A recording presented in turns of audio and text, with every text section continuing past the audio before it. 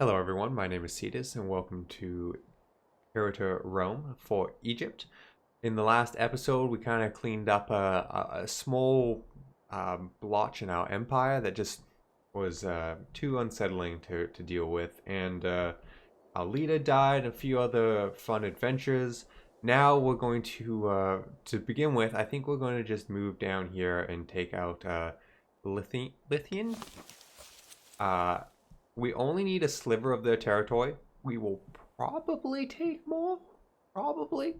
Or maybe we'll take a little bit and vassalize them. Because we have no allies, so vassals is probably not a terrible way to go. What are our missions? We just need that sliver. Anything else? Need up there, which we have. Anything down here? No. So to finish off the Palestine mission tree, we only need a sliver, so maybe we can take a little bit and vassalize the rest. For now, though, let's dive right in. Don't have a war goal. Okay, fine. We will not dive right in. We will fabricate a claim on the one bordering us. And we will wait for that, I guess. In the meantime, let's actually take... Hang on. Let's unpause. Not super fast, but just so it's going along while we're thinking about some missions. What do we got? Into Palestine. So we control the area. Now we need 5 or more territories with our religion. And then over here, up to 15 pops are assimilated to the Egyptian culture. Okay, so over down in this area, once we own it, we'll have to convert them. Up here we need, or sorry, change them to our culture. Up here we need to focus on religion. So I think what we're gonna do... Okay, no, let's not get ahead of ourselves. I think about too much, I'll never get anything. So this province needs to be converted. Let's take a look at the population. What do we got going on? So we are currently, that was a technology advancement. So I have access to more technology, but frankly, we haven't had the money to buy the technology, so it means very little to us. Right now, none of them are Egyptian. We are converting them at a rate of 0.19. And none of them are our religion, and we are converting them at a rate of 0.28. There's a penalty because it's not the dominant religion in the region. There is a bonus because slave converting. I wonder why there is a bonus for that. Slaves are easier to convert, maybe? I'm not sure. We'll have to deal with that. But I wanted to look at this. So, penalty because of the unrest. Mismatching pantheon deity religion. Not Egyptian culture. Interesting. So, being Egyptian culture will give you a bonus. Oh, and for simulating being the religion. So it doesn't really matter which one we go. So right now, our governor has chosen the policy of acquisition of wealth. More money, trade, commerce, and the governor makes more money. Shocking that you chose the one that gave you more money. For a small increase in my tyranny, I can force him to change. And what I want him to do is change to religious conversion. So the conversion rate has gone up. It is now 1.85. And I've somehow already forgotten what it was before. I think it was just 0.85. So hopefully that will help. Now, this guy. So he is ahead of one of the other major families. Despite being an Egyptian minor character. That seems counterintuitive to me, but that's not worry about it. He is upset because he doesn't have a job. And he wants a job. He believes that he is deserving of a key role in our government. And right now he does nothing. He just stands there. So he has 9 charisma, 8 finesse, and 9 martial, and 8 zero. So he is good at everything, amazing at nothing. Let's take a little look and see what we have in office. So our weakest right now is... Actually, probably I'm never gonna even attempt to say whatever that word is. I'm really not. He affects actually don't even know what this job does. Oh, morale of armies. Okay, that makes sense. He's not very good. He's at max only a 7, and right now he's a fall of 7. So we're going to give this position. We might have family issues. But hang on, we're going to change. We want it to go to this guy. And he will now be happy. This was my fear, though. Now we have a scorned family. Because this one family, which is massive, by the way, has way more positions than any other family. And the Magid family is scorned. They're not making... Basically what this is they're not making enough money to support themselves, and a great family doesn't appreciate that. So we kind of need to find them a job, and what we're looking for is a job owned by the Aklamid family. So we're looking to take it away from the Blue family. Yeah, that's fine. Why is my brain not working? Government. So, nope. Could take you away. You're so good, though. You're so good. Could take you away. You're not bad. When I say he's good, is his stewardship's almost maxed, so he's utilizing all his ability. Ooh, that's the right family, right? I was hovering over them for their names. Their names are right below the rank. Oh, as a thank you for giving him that role, he is giving Egypt 360 gold, which is fantastic. We'll come back to that. This guy is not bad, but his stewardship is low. I think I might replace him. Can we find someone of the right family? Look at that. Relatively young, better potential, though she's not trained up, so she can't utilize as much. So we'll have a penalty for now, but I think she's young enough that she will eventually get there. She'll be better. Assuming she doesn't die early for some reason. We have a ton of money. Let's invest in technology. Let's grab discipline for better troops. I'm tempted to grab supply limits, so we're less likely to lose out on food. We're basically, our bigger armies can stand on our territory. Frankly, we haven't built up our army, so maybe it's not worth it. Capital has more trade routes, is useful. Diplomatic range, potentially. Let's take tribesman happiness, and then that's a lot of money, so nothing more to think about. Let's continue to unpause. Do we have a war goal? No. That's fine. Let's come look at some trade. So, our capital, it's trading everything, but I bet you some of our other provinces are not. So this one can have 3 trade routes. What do we want to pull in for them? What would be helpful? Can we see... I was wondering if we can see at a glance very easily what the population of the province is. Because we're looking at the individual state. I don't offhand see a way, and I can't remember ever coming across something. Because we can import some stuff here, and I'm actually not sure what we want. Iron to make troops. We have a lot of that. We have some fish. Maybe increase the papyrus in here, which will give us civil tech investment. And I'm going to close out of this without doing anything because I'm indecisive. What I do want to do, can we... Oh, none of these have trade routes. None of these have trade routes.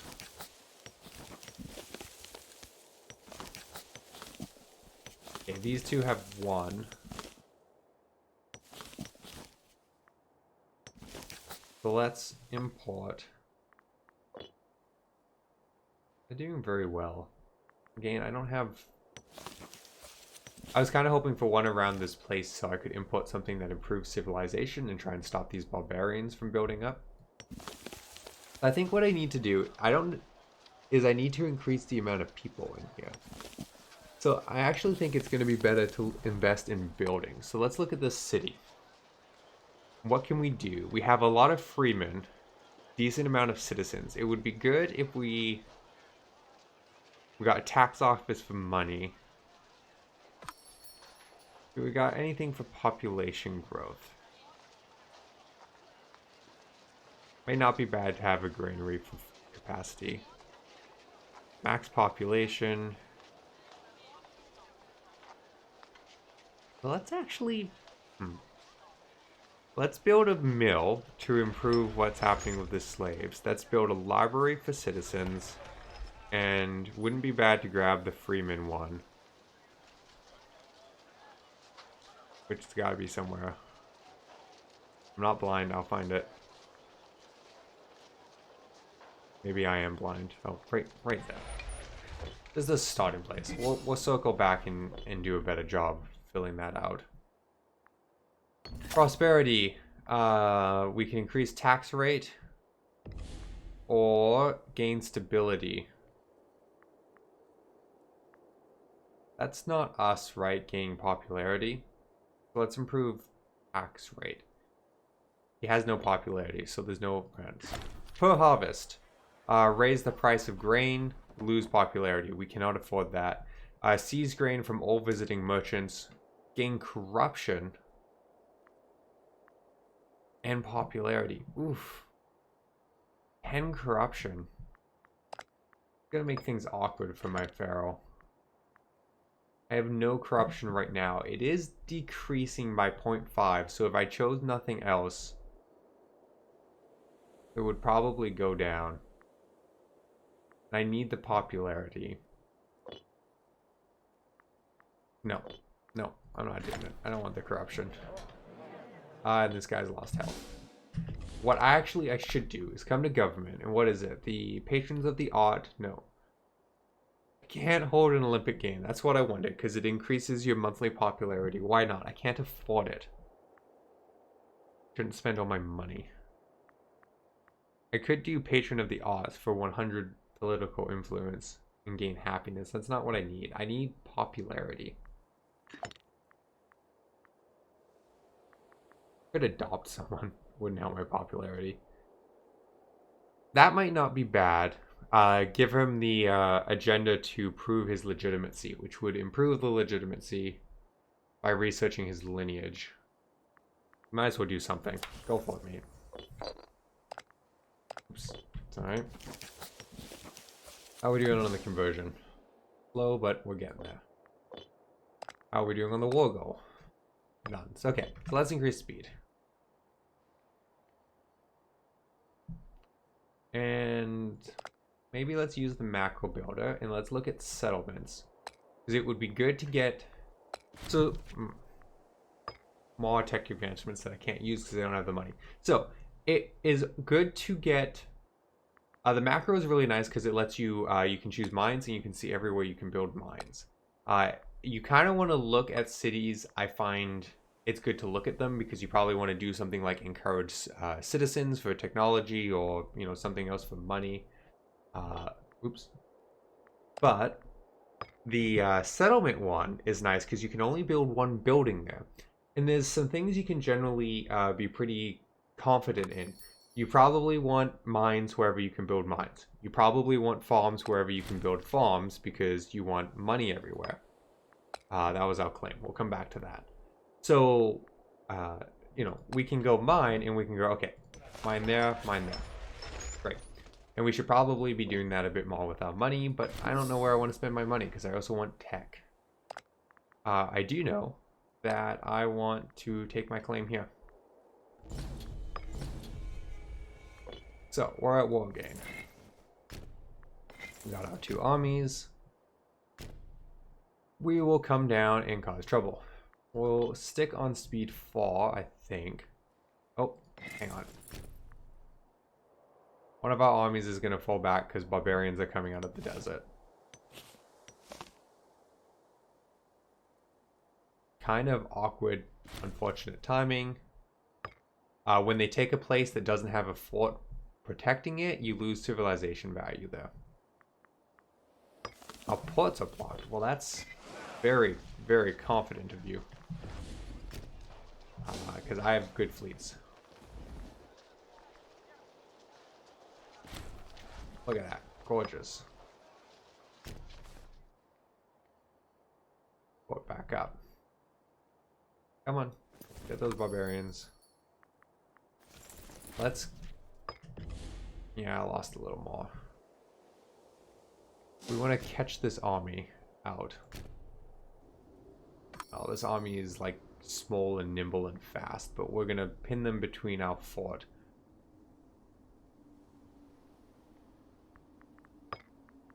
Because you can't move past the fort. You can run away. Yeah, tax rate, great. I'm always bad at that. I get in a war in any of these games and I pay less and less attention. Stop being so fast. It's actually quite irritating.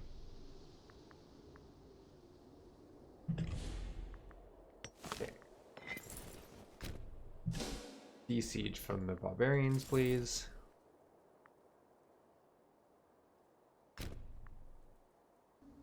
And it looks like we're finally going to catch them.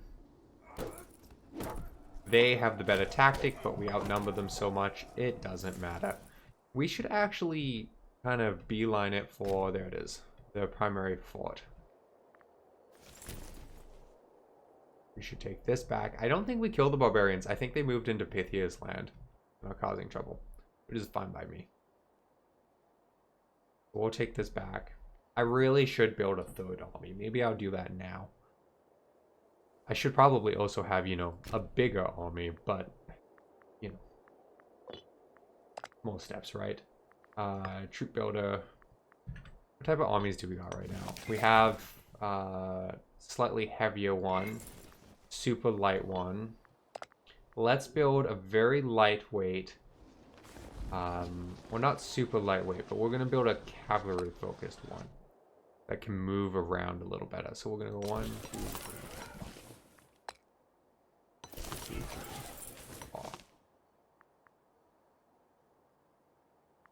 Are camos better at some things? Actually, the heavy cavalry are pretty slow. And what I basically want is a light army that can catch people. The camels are really fast, so the slowest would be the light cavalry. But they do good at different... Do they? Okay, let's... Heavy cavalry, heavy infantry minus, heavy archer positive. So cavalry, heavy infantry. It is different. Okay, so let's grab some camel cavalry. Which we can build 1, 2, 3, 4, 5, 6. That'll give us 10 in total.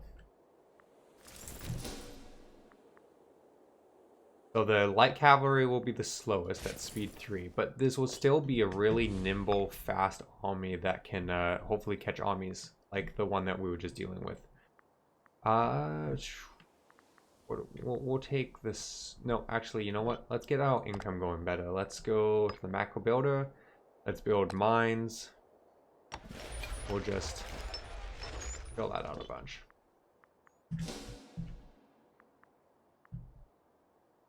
And actually, what we are going to do with this army...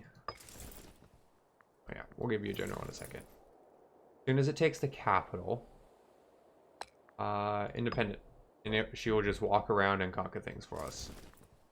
We will give you a general. The best we have is this lady at 9. Do we have someone younger? Yes, but that family already has a lot of people. Yeah, we'll go with this guy with his massive beard. All of you come join this army. Okay, let's fast forward time here a little bit. It's giving us the lack of commander ones because each one of those individual troops currently counts as an army, which it won't be as soon as we merge it together, so I'm not worried about it. Interesting. It looks like they're being attacked by their neighbor. Someone taking advantage of me going to war with them. Or not? Is it... Oh. Part of Lihyan, but I'm trying to read something. Veterans, dude, we can give them some farmland. Yeah, give them some farmland. Be fine. Siege 1. Oh, it's barbarians, is it? Yeah. Look, we can't have these barbarians. Ooh, a child. Great. We can't have these barbarians roaming around.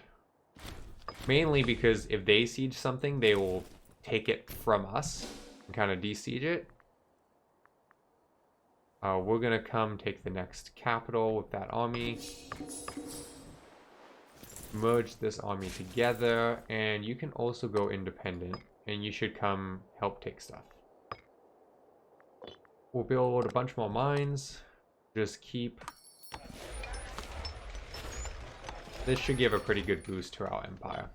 We might want to get some more farms down because food is a pretty important component. We have been lucky and haven't had much trouble with it, but I guess that makes sense because Egypt's kind of renowned for its, you know, how fertile the land around the Nile is.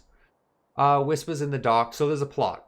The greatest threat to any nation comes from within. The constant infighting, etc., etc. Our spies at court are certain that this dude, a man who has made no secret of his ambition for the throne, is plotting to ensure his future by doing away with his competition. So he basically wants to murder my kids. I'm going to guess that's what it is. Yeah. He wants to murder my kids so that he inherits the throne. Because I bet you... Yeah. He's next in line to the throne if my kids were dead. So we can go nonsense. We should have more faith in our subjects. He gains loyalty towards me. And it starts a plot chain events. Or we can pay a bunch of money, which we don't have, to watch him, which is what I would like to do, but I don't have the money. That's awkward. So I guess we'll trust him. I could have gone into debt for it, and then my family would have paid for the country's debt. But that's... circumstances change quickly, and it appears that plotting is no longer necessary for now. Oh, well, that worked out well. I did not think taking the nice approach would work, but it did. Where are you going? Where are you going? Siege land. Okay, did you go and collect food or something? That was kind of odd. You know what? I won't judge. It's your army. It's not mine. That's fine. The barbarians attacked my army. They're doing better than I would like. Our tactics are equal. Better general? Yeah, better general. Looks like we're gonna win, but it was closer than it should have been. Okay, excellent. I think that's going to be a good place to end it. In the next episode, we should be able to finish up this war. And I do think what we will probably do is take the bit of land we need and vassalize the rest. It's super helpful in any of these map games to have vassals. For a couple of reasons. You can do some feeding to them where you give them land and expand that way. That isn't so important in Imperator Rome as it is in some of the other ones. The main one for Imperator Rome, which is shared by a lot of these games from Paradox, is just having armies you don't pay for and you don't fund that walk around. And they're never going to be as powerful as yours. So your armies will always be the ones that do the crushing of enemy armies. But it can become very tedious to clean up siege territory in your land, to clean up siege territory in their land. So having a loyal subject with a tiny army that will just run around and siege stuff for you, super useful. Anyway, so thank you for watching, and I hope to see you in the next episode.